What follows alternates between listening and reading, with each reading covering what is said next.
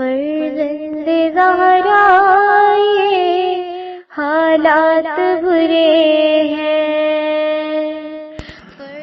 کاشانہ بصیرت ایک ایسا مکمل یوٹیوب چینل جس پر محروم بصارت کے لیے بالخصوص اور تمام افراد کے لیے بالعموم سینکڑوں کی تعداد میں اسلامی کتب دستیاب ہیں۔ لہذا گزارش ہے کہ آپ اپنی ذمہ داری نبھاتے ہوئے کاشانہ بصیرت کو سبسکرائب کرنے کے ساتھ ساتھ بیل آئیکن کو پریس کیجیے تاکہ آپ علم کے حصول کے ساتھ ساتھ مذہب اہل بیت کی اشاعت میں بھی اہم کردار ادا کرتے رہیں۔ کاشانہ بصیرت، کاشانہ بصیرت۔ فرزند زہرا یہ حالات برے ہیں۔ السلام علیکم ورحمۃ اللہ وبرکاتہ۔ سامعین، آپ سماعت فرما رہے ہیں شرح حدیث قصہ، تالیف مولانا سید علی افضل زیدی قمی۔ آج ہم آپ کے سامنے اس کی 8ویں ریکارڈنگ پیش کر رہے ہیں، صفحہ نمبر 135۔ چوتھی فصل بیان ہو رہی ہے، اس کی تشریح و توضیح۔ ابتدا کرتے ہیں۔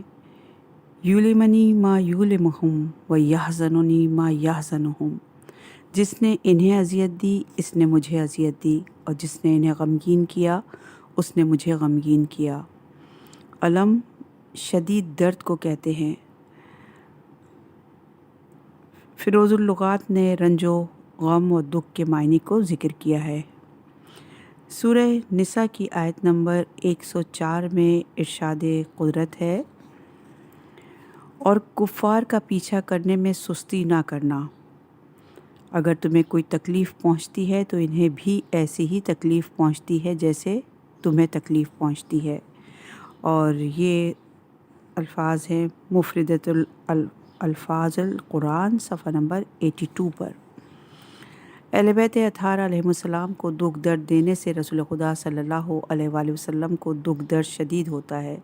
اس لیے آپ نے جناب فاطمہ الزہرا سلام اللہ علیہا کے لیے فرمایا، فاطمہ میرا حصہ ہے، جس نے اسے دکھ درد دیا یا اس نے مجھے دکھ درد دے دیا۔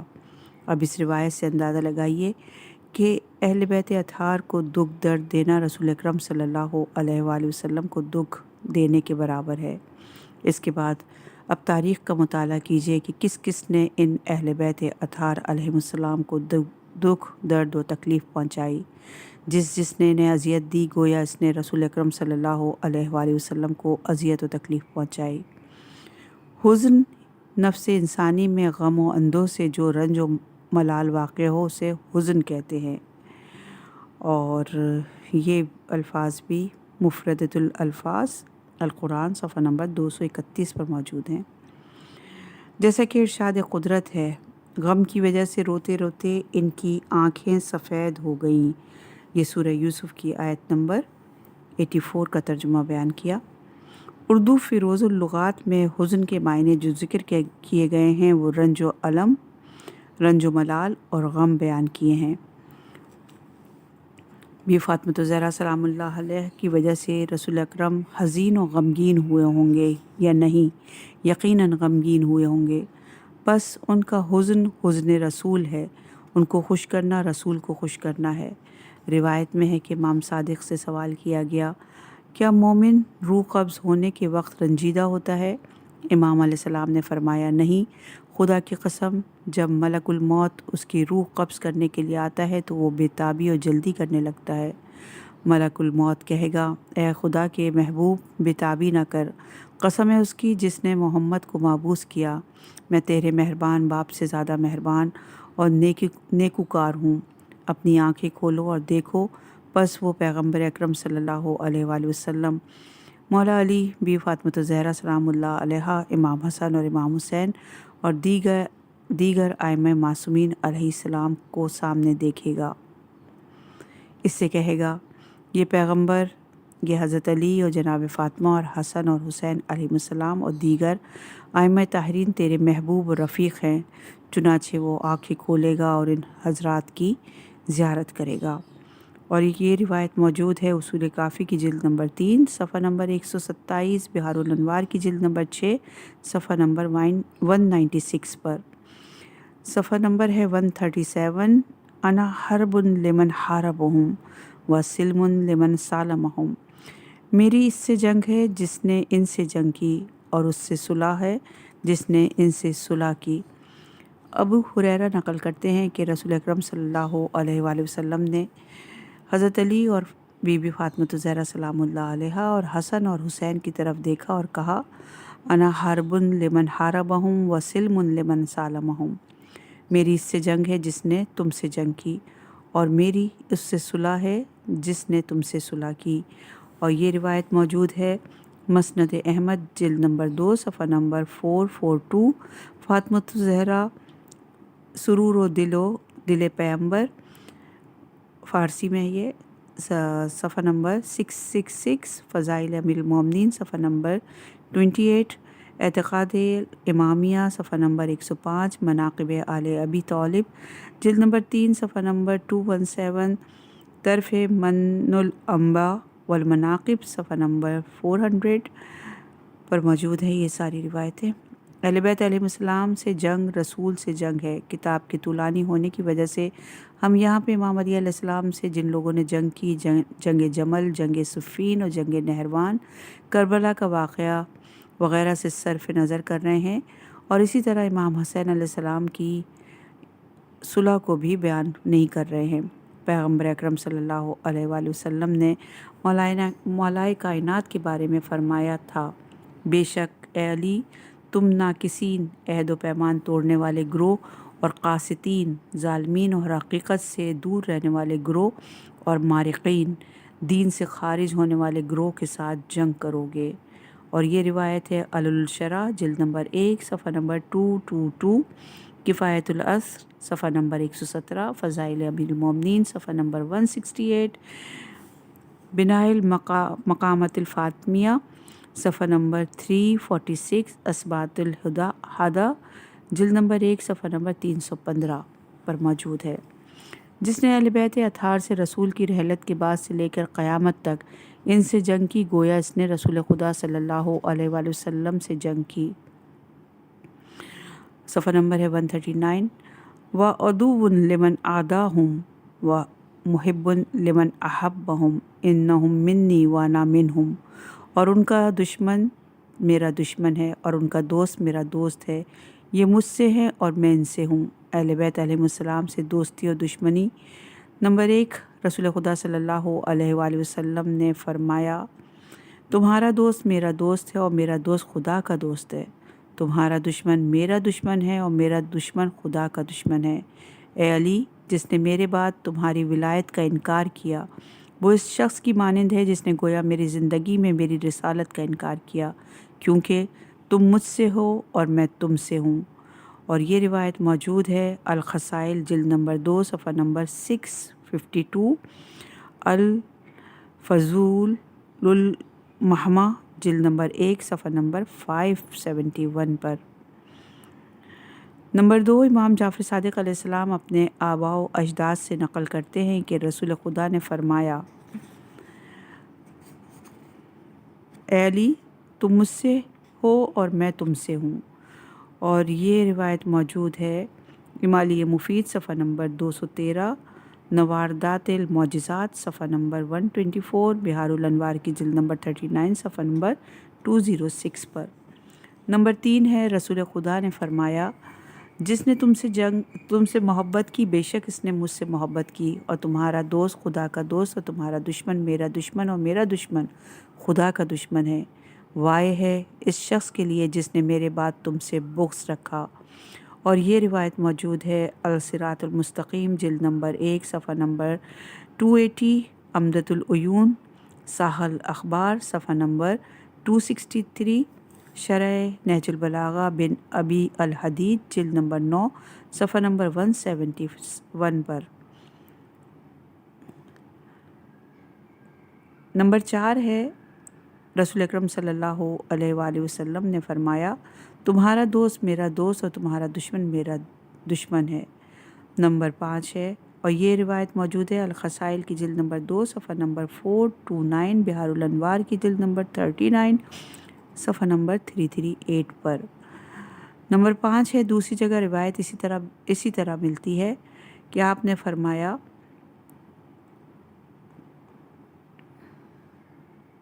اس روایت پر توجہ کریں، نافع عبداللہ بن عمر سے ہے کہ رسول خدا سے حضرت علی کے بارے میں سوال کیا تو پیغمبر اکرم ناراض ہوئے اور فرمایا تم لوگوں کو کیا ہے کہ اس کے بارے میں پوچھ رہے ہو جس کا مقام میرے مقام کی طرح ہے سوائے نبوت کے، یعنی جو میرا مقام و منزلت ہے وہی مقام و منزلت علی کا ہے، صرف اور صرف میں نبی ہوں اور وہ نبی نہیں ہیں۔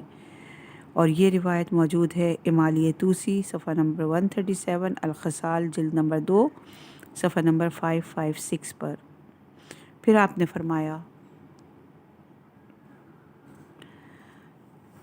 صفحہ نمبر ہے 141، محبت علی کے فوائد۔ نمبر 1، آگاہ ہو جاؤ، جس نے علی سے محبت کی اس نے مجھ سے محبت کی، اور جس نے مجھ سے محبت کی خدا اس سے راضی ہوا، اور جس سے اللہ راضی ہو جائے تو اس کی جزا اور پادیش جنت ہے۔ گویا رسول نے معیار دے دیا کہ رضی اللہ عنہ کا کہ علی سے محبت کرو۔ اور نمبر 2 ہے، جس نے علی سے محبت کی اللہ تعالیٰ اس کی نماز، روزہ اور قیام کو قبول کرتا ہے اور اس کی دعا کو مستجاب کرتا ہے۔ گویا اگر نماز اور روزہ اور دیگر عبادات قبول حق تعالیٰ کروانی ہے تو علی سے محبت کرنا ہوگی۔ بے حب اہل بیت عبادت حرام ہے۔ زاہد تیری نماز کو میرا سلام ہے۔ نمبر 3 ہے، جس نے علی سے محبت کی اس کے لیے ملائکہ استغفار کرتے ہیں اور جنت کے دروازے اس کے لیے کھول دیے جاتے ہیں، اور وہ جس دروازے سے بھی جنت میں بغیر حساب و کتاب کے داخل ہونا چاہے داخل ہو جائے۔ اگر انسان چاہتا ہے کہ ملائکہ معصوم مخلوق اس کے لیے استغفار کرے اور بغیر حساب و کتاب کے جنت میں داخل ہو تو علی سے محبت کرے۔ نمبر 4 ہے، جو علی سے محبت کرتا ہے اللہ تعالیٰ اس کا نامہ اعمال اس کے سیدھے ہاتھ میں عطا کرے گا، اور اس کا حساب انبیاء کے حساب کی طرح ہوگا، یعنی بہت آسان حساب ہوگا۔ نمبر 5 ہے، جس نے علی سے محبت کی وہ دنیا سے نہیں جائے گا مگر یہ کہ حوض کوثر کا پانی پی لے اور شجرہ طوبہ سے کچھ کھا لے اور جنت میں اپنا مکان دیکھتا ہے۔ نمبر 6، جس نے علی سے محبت کی اللہ تبارک و تعالیٰ اس میں سکرات و موت کو آسان کر دیتا ہے اور اس کی قبر کو جنت کے باغوں میں سے ایک باغ قرار دیتا ہے۔ نمبر 7 ہے، جو علی سے محبت کرتا ہے اللہ تعالیٰ اسے بدن میں جتنی بھی رگیں ہیں ان کے برابر حور عطا کرتا ہے، اور وہ شخص اپنے خاندان کے 80 افراد کی شفاعت کر سکتا ہے۔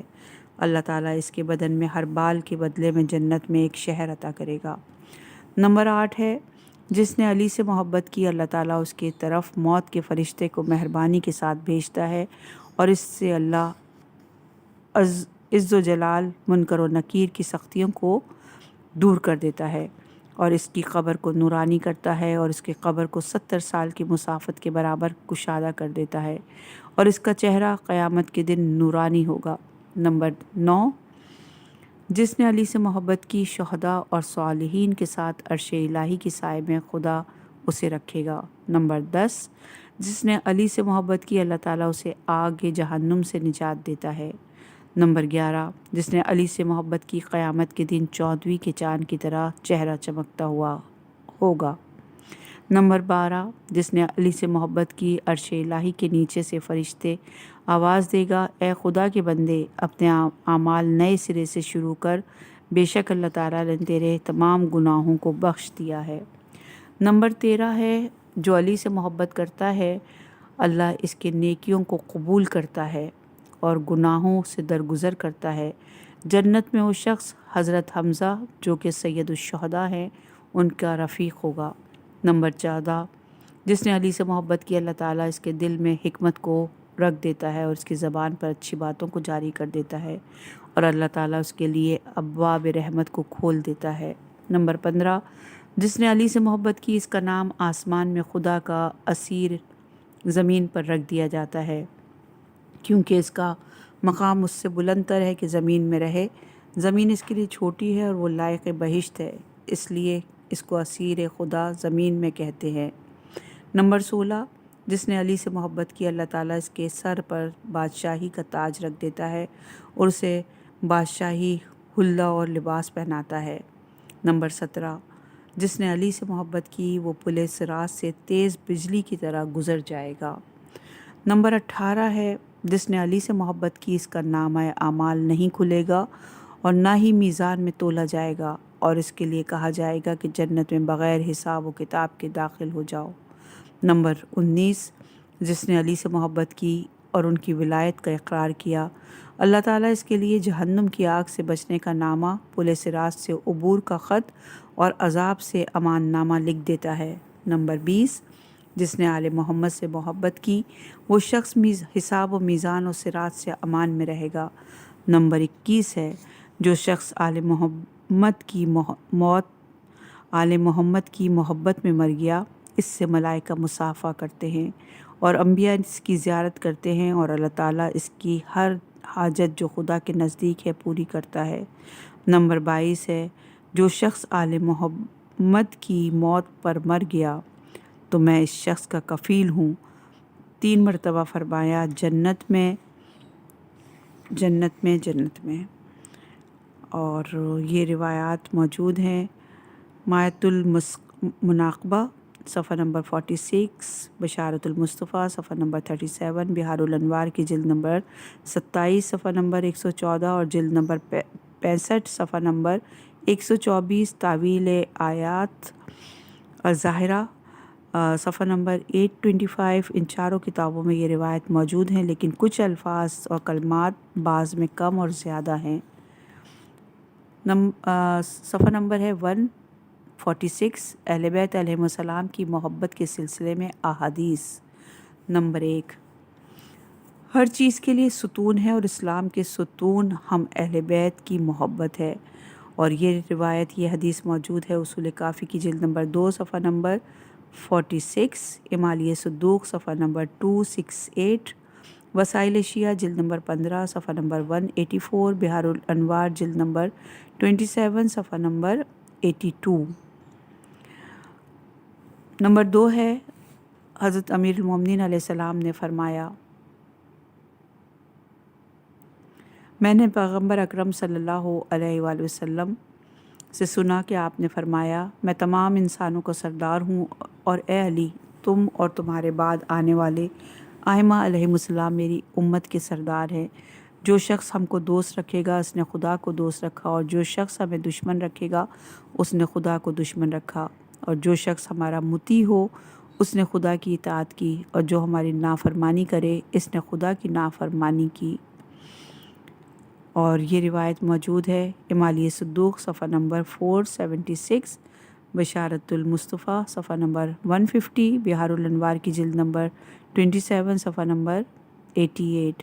نمبر 3 ہے، امیر المومنین علی علیہ السلام فرماتے ہیں، حضرت محمد صلی اللہ علیہ وآلہ وسلم نے جناب ابو ذر سے فرمایا، اے ابو ذر، جو شخص ہم اہل بیت علیہ السلام کو دوست رکھتا ہو تو اسے چاہیے کہ خدا کی سب سے پہلی نعمت پر حمد کرے۔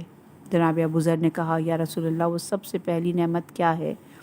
حضرت صلی اللہ علیہ وآلہ وسلم نے فرمایا، ولادت کی طہارت، کیونکہ کوئی شخص ہمیں دوست نہیں رکھے گا مگر جس کی ولادت پاک طریقے سے ہوئی ہو۔ نمبر 4 ہے، امام باقر علیہ السلام نے فرمایا، جو شخص صبح اٹھے اور اپنے دل میں ہماری ٹھنڈک کو محسوس کرے تو بس اس سے چاہیے کہ اللہ کا شکر ادا کرے۔ سب سے پہلی نعمت پر سوال کیا گیا، وہ سب سے پہلی نعمت کیا ہے؟ تو امام نے فرمایا، پاک ولادت۔ اور یہ حدیث موجود ہے امالیہ صدوق صفحہ نمبر 175، علل الشرح جلد نمبر 1 صفحہ نمبر 141، مانی الاخبار صفحہ نمبر 161 پر۔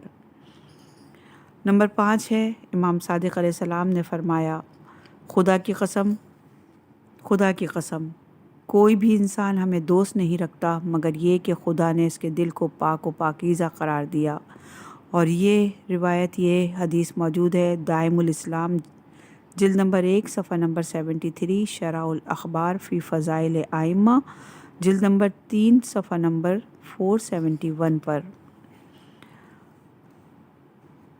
صفحہ نمبر ہے 148۔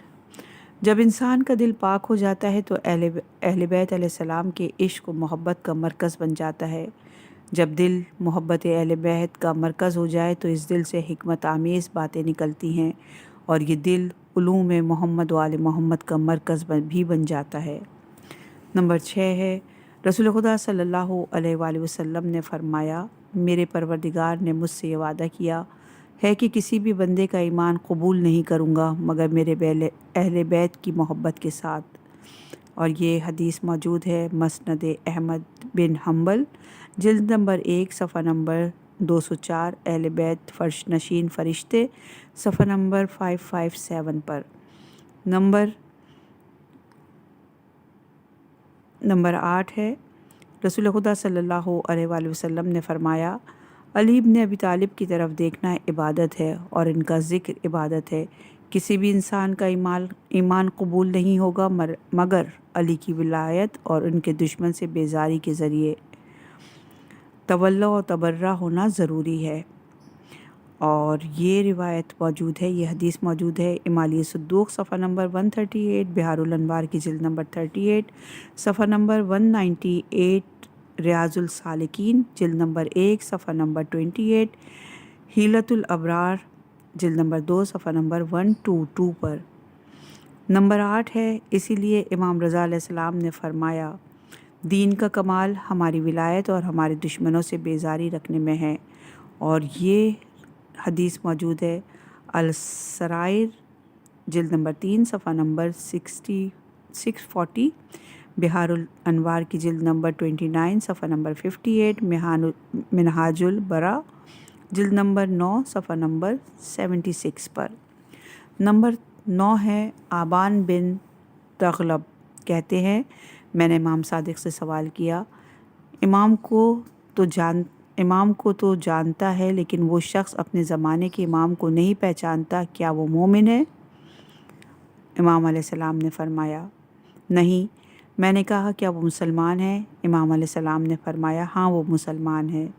اور یہ روایت موجود ہے الامامۃ التبصرہ فی الحیرہ صفحہ نمبر 90، کمال الدین و اتمام النعمہ جلد نمبر 2 صفحہ نمبر 410، اسوات الہدا جلد نمبر 1 صفحہ نمبر 141، بہار الانوار کی جلد نمبر 23 صفحہ نمبر 96 پر۔ نمبر 10 ہے، پیغمبر اکرم صلی اللہ علیہ وآلہ وسلم نے حضرت علی سے فرمایا، حضرت زید اپنے والد امام زین العابدین علیہ السلام سے نقل کرتے ہیں کہ رسول خدا صلی اللہ علیہ وآلہ وسلم نے فرمایا، اس خدا کی قسم جس کے قبضہ قدرت میں میری جان ہے، روح صاحب جسد سے جدا نہیں ہوتی مگر یہ کہ وہ جنت کے پھلوں میں کچھ کھا لے یا جہنم کے درخت زقوم میں سے کچھ چکھ لے۔ اس وقت ملک الموت کو دیکھتا ہے اور مجھے بھی دیکھتا ہے، اور علی و فاطمہ اور حسن اور حسین علیہم السلام کو بھی دیکھتا ہے۔ بس اگر ہمیں دوست رکھتا ہوگا تو میں موت کے فرشتے کو سفارش کروں گا کہ اس کے ساتھ مہربانی سے پیش آؤ، کیونکہ یہ مجھے اور میرے اہل بیت کو دوست رکھتا ہے۔ اور اگر ہمیں دشمن رکھتا ہوگا تو میں فرشتہ موت سے کہوں گا کہ اس پر سختی کرے، کیونکہ یہ میرا اور میرے اہل بیت کا دشمن ہے۔ اور یہ روایت موجود ہے بشارت المصطفیٰ صفحہ نمبر 6، الدار النظیم صفحہ نمبر 767، مشارق الانوار الیقین صفحہ نمبر 222، بہار الانوار کی جلد نمبر 6 صفحہ نمبر 194 پر۔ نمبر 12 ہے، سعید بن جبیر ابن عباس سے اور انہوں نے رسول خدا سے کہ حضرت محمد صلی اللہ علیہ وآلہ وسلم نے فرمایا، علی کی ولایت خدا کی ولایت ہے، اس کی محبت خدا کی عبادت ہے، اور اس کی اتباع کرنا خدا کی طرف سے واجب ہے، اور اس کے دوست خدا کے دوست اور اس کے دشمن خدا کے دشمن، اور اس سے جنگ خدا سے جنگ اور اس سے صلح خدا سے صلح کرنا ہے۔ اب فقط انہی 12 احادیث پر اکتفا کرتے ہیں۔ باقی جو افراد اہل بیت علیہم السلام کی محبت اور ولایت کے بارے میں احادیث کا مطالعہ کرنا چاہیں تو جن کتابوں سے ہم نے احادیث بیان کی ہیں رجوع کر سکتے ہیں۔ اور یہ روایت تھی امالی صدوق کی جلد صفحہ نمبر 32 پر، اور جامع الاخبار کے صفحہ نمبر 12 پر، بشارت المصطفیٰ کے صفحہ نمبر 16 پر۔ صفحہ نمبر ہے 150 اور محبت اہل بیت پر واقعات۔ نمبر 1، بینائی کا لوٹ آنا۔ سید رضی رحمۃ اللہ علیہ مناقب الفاخرہ میں سلمان امش سے حکایت نقل کرتے ہیں۔ اس نے کہا، میں حج کے قصد سے مکہ جا رہا تھا۔ راستے میں جب قادسیہ سے گزرا تو میں نے راستے کے کنارے ایک نابینا خاتون کو دیکھا جو زور زور سے یہ الفاظ کہہ رہی تھی، اے سورج کو پلٹانے والے علی ابن ابی طالب، مجھے میری بینائی لوٹا دے۔ مجھے اس کی حالت پر ترس آیا۔ میں نے اپنی آستین سے 7 دینار نکال کے اس کے دامن میں ڈالے اور میں نے کہا، اے کنیز خدا، اس سے اپنی ضروریات زندگی کو پورا کرنا۔ خاتون نے مجھ سے کہا، اللہ تجھ پر رحم کرے، تو کون ہے؟ میں نے کہا، بی بی، میں حج کے لیے جا رہا ہوں اور مسافر ہوں۔ اس عورت نے کہا، بھائی آپ یہ رقم اپنے پاس رکھیں کیونکہ مسافر ہو اور طولانی سفر درپیش ہے، اللہ تعالیٰ میری مدد کرے گا۔ میں نے کہا، بی بی آپ یہ رقم اپنے پاس رکھیں، میرے پاس زاد راہ کافی ہے۔ عورت نے کہا، اللہ تمہارے زاد راہ میں اور برکت عطا کرے اور تمہیں جزائے خیر دے، میں یہ رقم ہرگز نہیں لوں گی۔ چنانچہ مجبور ہو کے میں نے اپنی رقم اٹھا لی اور حج کے لیے چلا گیا اور فریضہ حج ادا کیا۔ حج کے بعد جب میں دوبارہ قادسیہ سے گزرا تو مجھے اس نابینا خاتون کا خیال آیا۔ میں اس سابقہ جگہ پر گیا، وہاں جا کر دیکھا تو وہ خاتون کچھ اور خواتین کے ساتھ بیٹھی تھی اور اس کی بینائی لوٹ آئی تھی۔ میں نے اس کو سلام کیا، اس نے مجھے سلام کا جواب دیا۔ میں نے اس سے کہا، علی ابن ابی طالب کی محبت سے تجھے کیا ملا؟ اس خاتون نے کہا، تم کون ہو؟ میں نے کہا، میں وہی شخص ہوں جس نے تجھے 7 دینار دیے تھے لیکن تو نے لینے سے انکار کر دیا تھا۔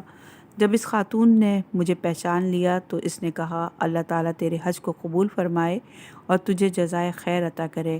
پھر اس نے اپنا واقعہ مجھ سے یوں بیان کیا، 7 دن تک میں اللہ تعالیٰ سے بینائی کی دعا مانگتی رہی اور جب 7ویں رات ہوئی اور شب جمعہ تھی تو میں نے خوب گڑ گڑا کر دعا مانگی۔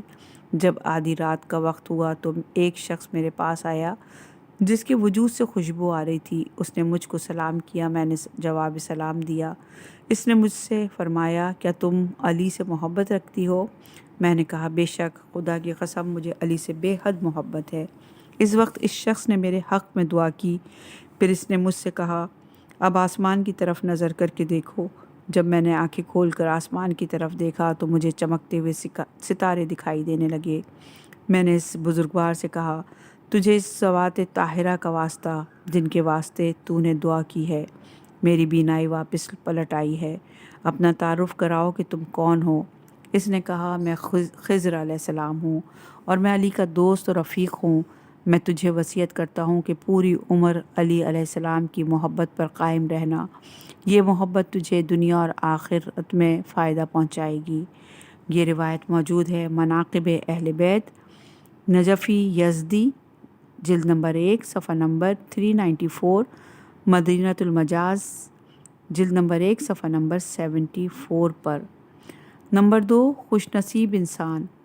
شیخ صدوق نے اپنے اسناد کے ساتھ حضرت علی سے روایت کی ہے کہ جب یہ آیت سورہ یاسین کی آیت نمبر 12 کہ ہم نے چیز کا احاطہ امام مبین میں کر دیا ہے نازل ہوئی تو 2 بزرگوں نے کھڑے ہو کر رسول خدا صلی اللہ علیہ وآلہ وسلم سے کہا، یا رسول اللہ، امام مبین سے مراد تورات ہے؟ آن حضرت نے فرمایا، نہیں۔ شیخین نے کہا، کیا اس سے انجیل مراد ہے؟ آن حضرت نے فرمایا، نہیں۔ پھر شیخین نے کہا، کیا اس سے مراد قرآن ہے؟ آپ نے فرمایا، نہیں۔ اتنے میں علی رسول کے پاس آئے تو رسول خدا نے فرمایا، یہ وہ امام ہے جس میں اللہ تعالیٰ نے تمام چیزوں کا علم احاطہ کیا ہے۔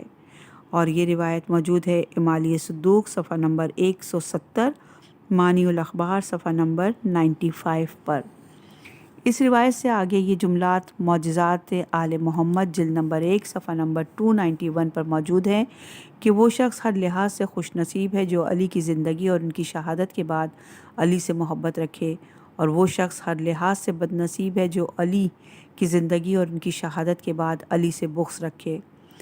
نمبر 3 ہے اور صفحہ نمبر ہے 194، برزخ کے عذاب سے نجات۔ ایک دن جناب سلمان فارسی سے امیر المومنین علیہ السلام سے پوشیدہ اسرار کے بارے میں سوال کیا۔ حضرت علی نے جناب سلمان کو ایک یہودی کی قبر کی طرف رہنمائی کی اور فرمایا، جاؤ اس صاحب قبر سے جا کر سوال کرو۔ جناب سلمان امام علی کے حکم سے قبرستان گئے اور اس یہودی کے برزخ کو، جو حضرت علی کو دوست رکھتا تھا، اپنی بصیرت کی نگاہوں سے دیکھا اور مشاہدہ کیا کہ وہ یہودی بہت ہی عالیشان باغ میں بیٹھا ہوا ہے۔ جناب سلمان نے اس سے پوچھا، تم اس مقام و منزلت پر کس طرح فائز ہوئے جبکہ تم یہودی تھے؟ اس یہودی شخص نے کہا، میں نے اگرچہ اسلام قبول نہیں کیا تھا، لیکن میں حضرت علی علیہ السلام کو دوست رکھتا تھا، اور اس سچی دوستی اور محبت کی وجہ سے مجھے برزخ میں یہ مقام و منزلت ملی ہے۔ اور یہ روایت موجود ہے 1000 ویک حکایت اخلاقی، جلد نمبر 1 صفحہ نمبر 74 پر۔ صفحہ نمبر ہے 155، نمبر 4 ہے نیکی اور بدی۔ ایک دن ابو عبداللہ جدلی امیر المومنین علیہ السلام کی خدمت میں حاضر ہوئے۔ حضرت علی علیہ السلام نے ابو عبداللہ سے فرمایا، اے ابو عبداللہ، کیا تم چاہتے ہو کہ تم کو اس آیت کریمہ کی حقیقت اور راز سے آگاہ کروں؟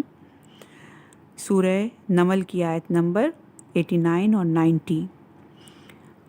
جو کوئی نیکی لے کر آئے گا اس سے بہتر اجر ملے گا، اور وہ لوگ قیامت کے خوف سے محفوظ بھی رہیں گے، اور جو کوئی برائی لے کر آئے گا انہیں منہ کے بل جہنم میں دھکیل دیا جائے گا کہ کیا تمہیں تمہارے اعمال کے علاوہ بھی کوئی معاوضہ دیا جا سکتا ہے؟